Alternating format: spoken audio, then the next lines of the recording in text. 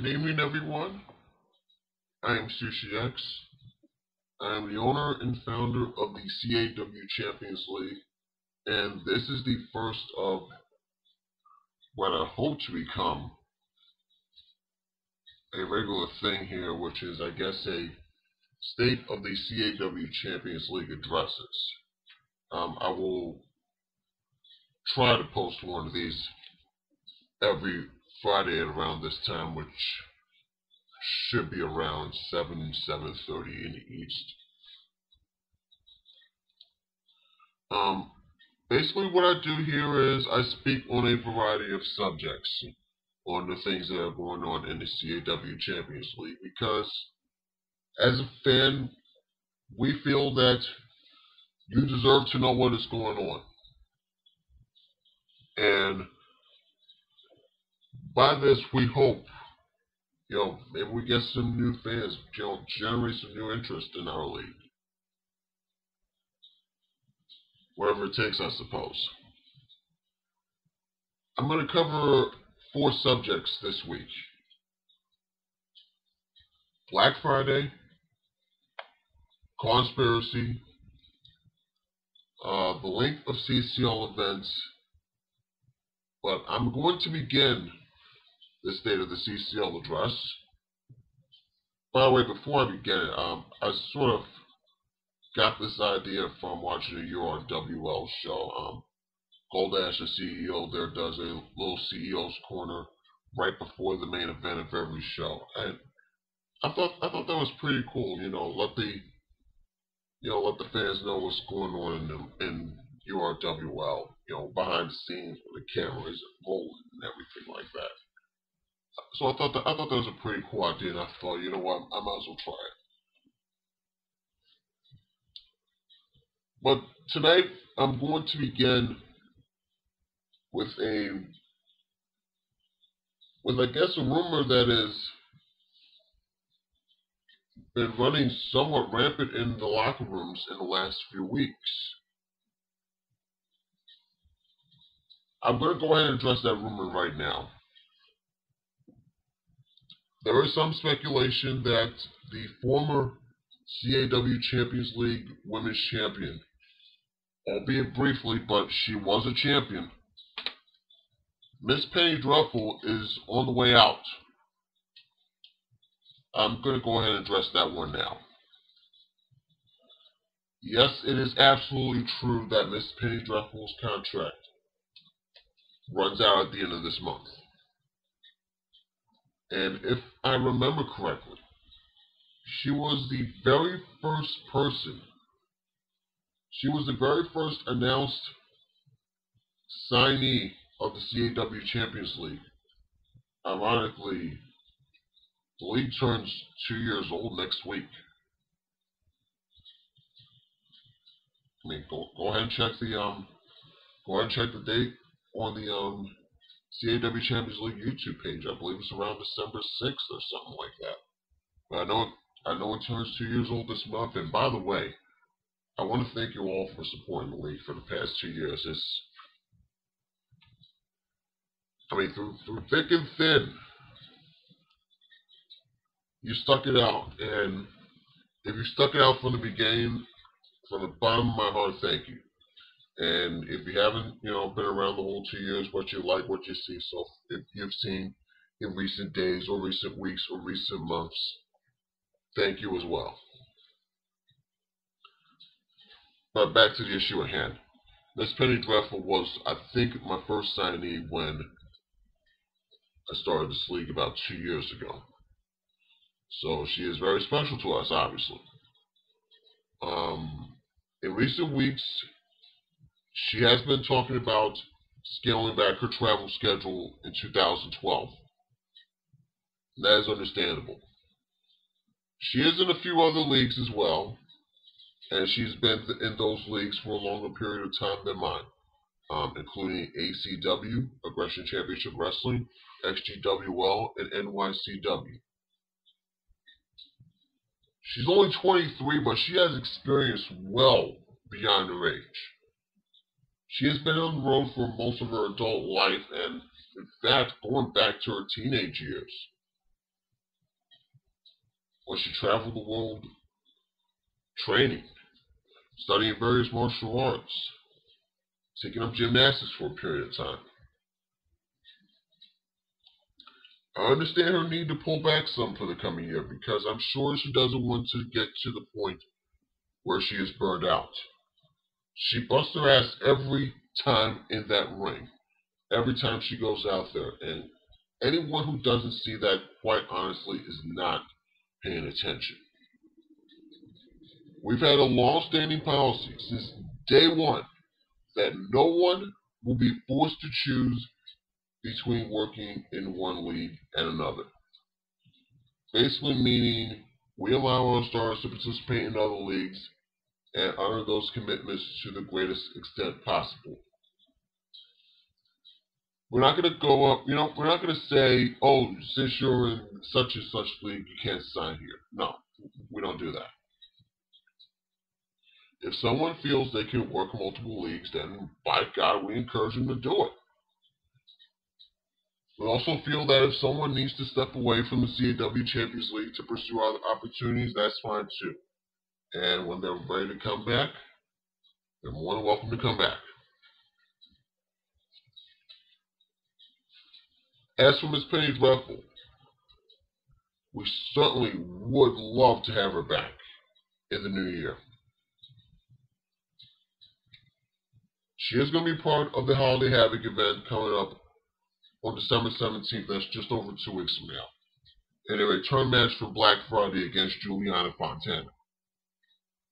She does not have any obligations to the CAW Champions League as far as in-ring action is concerned beyond that. Will she be back? I certainly hope so, because she deserves to be here. She is a cornerstone of this league. How she was instrumental in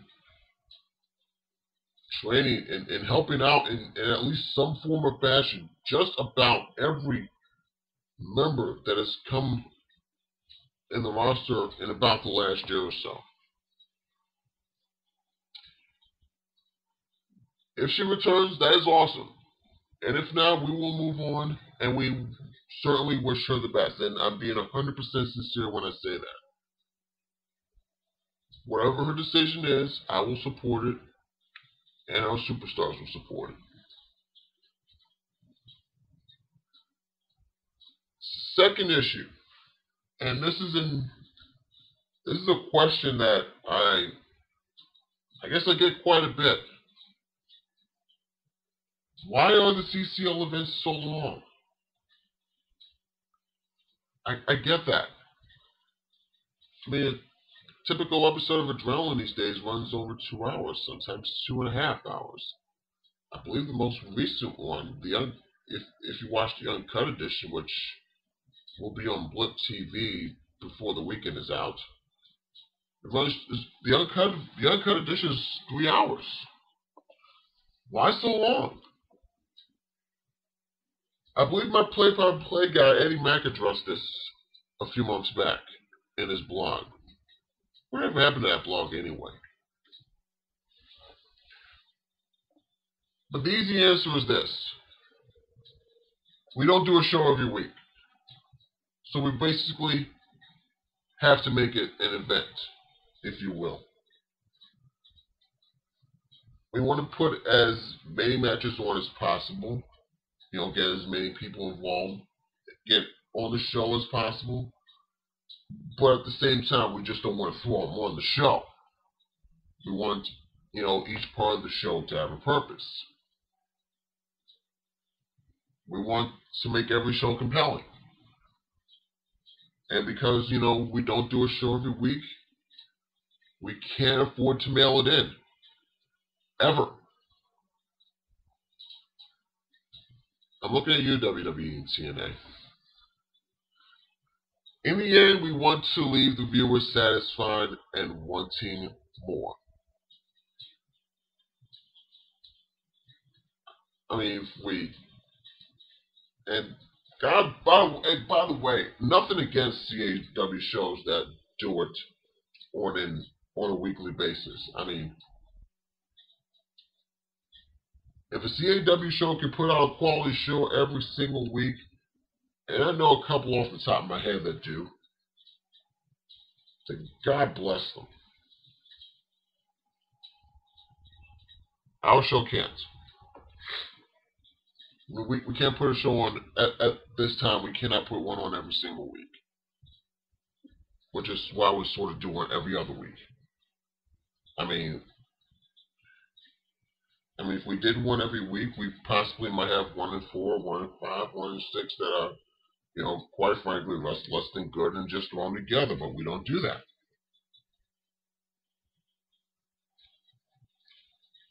The third issue I want to address is conspiracy, and I'm going to address this briefly because I think my play-by-play guy Eddie Mack is going to have an announcement on that one tomorrow. I gotta say, I'm very excited about this event. When we set out to do this, we were hoping to have, 4 or 5 leagues, maybe, not counting ours. The response has been nothing short of overwhelming, and thank you. Thank you. Few recognizable names in there, some names you won't recognize, but, they're looking for a little exposure, and, we're glad we can help them with that. But when URWL announced they're going to have a match of conspiracy, I gotta say, as one, an owner, and 2, a fan of CAW, I was giddy as hell. And I was flattered when Goldash said that this would be the biggest CAW event of the year. I would kind of disagree with that. I think the final SMF show, which is supposed to happen any day now, that's going to be the biggest event of the year in CAW, in my view.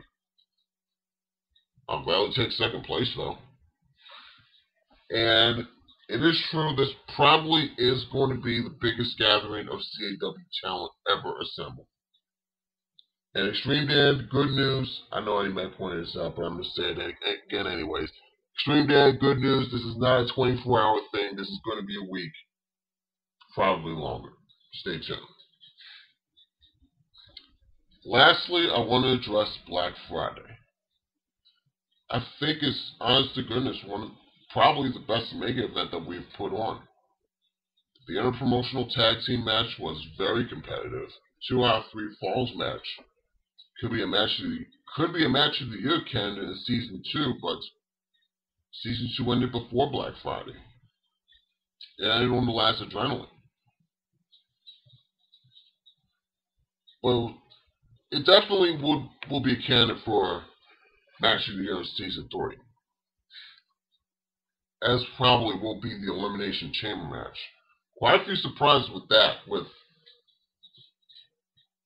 the members of the movement pinning each other, pretty much. And CJ Logan's crazy shooting star press off the top of one of those pods. Boy, oh boy, I hope he's okay. Only time will tell how their careers will go forward, because, let's be honest, no one leaves the chamber the same way they came in. And of course, at Black Friday, the Army of Death won the 10-man tag team match. I know Definitely Dangerous said on the mic that this was the end of CCL as we know it. And, takeover is imminent and so forth and so on. I want to make something clear to Definitely Dangerous right here and right now. The CAW Champions League will still be around. There will be a show in 2 weeks and it will go on. I won't be there, but I sure as hell encourage you to be there.